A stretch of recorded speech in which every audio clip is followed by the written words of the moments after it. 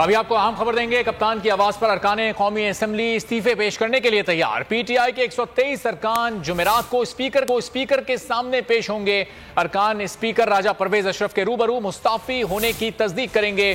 PTI अरकान 22 दिसंबर को KP house Islamabad में जमा होंगे। मजीद जानेंगे बोल न्यूज के नुमाइंदे खुसूसी अब्बास शबीर से। अब्बास, अब यह फाइनल और हतमी फैसला हो गया है, तमाम अरकान स्पीकर के सामने पेश होंगे?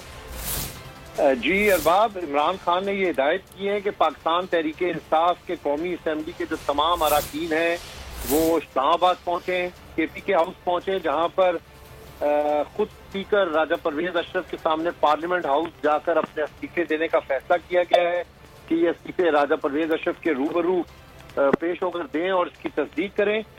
22 दिसंबर को यानी जुमेरात को केपी के हाउस में 12 बजे तमाम अरकान कौमी असम्बली तहरीक इंसाफ के जो 122 दिन की तादाद है वो पहुंचेंगे। शाह महमूद कुरैशी उनको लीड करेंगे और सब इज्तिमाई तौर पर पार्लियामेंट हाउस जाएंगे।